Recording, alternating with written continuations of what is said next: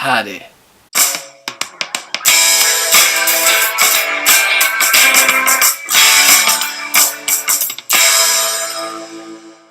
The Magnificent Seven. So The Magnificent Seven is a remake of a legend. It stars Denzel Washington, Chris Pratt, Ethan Hawke, Vincent D'Onofrio, Byung Lee-Hun, Haley Bennett, and Peter Sarsgaard. I hope I pronounced everyone's names right there. And in this movie, a small town has been terrorized by Peter Sarsgaard's character, and after paying a visit to them one day and killing a few people, including Haley Bennett's husband, Haley Bennett hires the help of Denzel Washington to try and kill this guy and stop him. But Denzel Washington can't do it on his own, so he recruits the help of 7 other people, and now they all go to this town to pretty much defend it and save the people who live there, which is basically the entire plot point for every Western movie ever made. But does that make this movie any less awesome?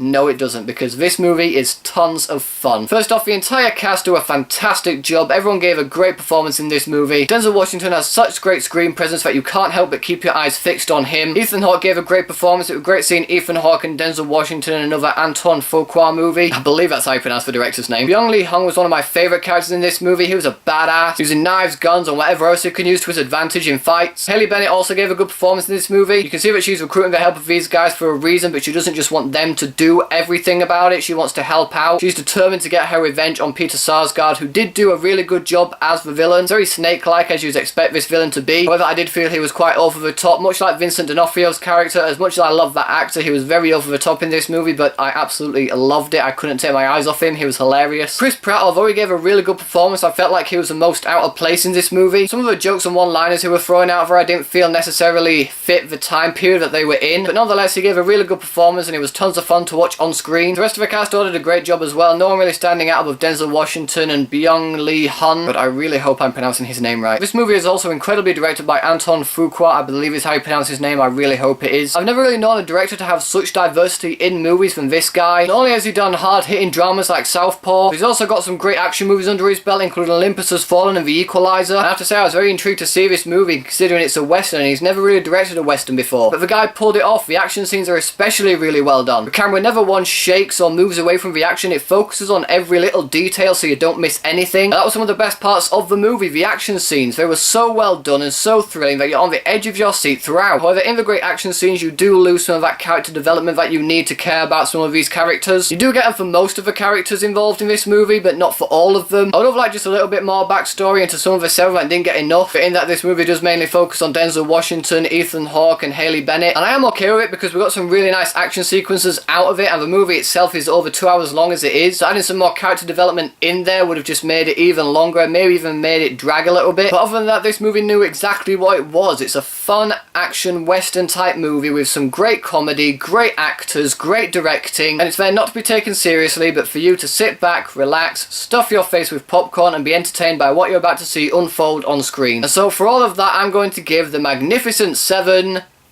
4 stars.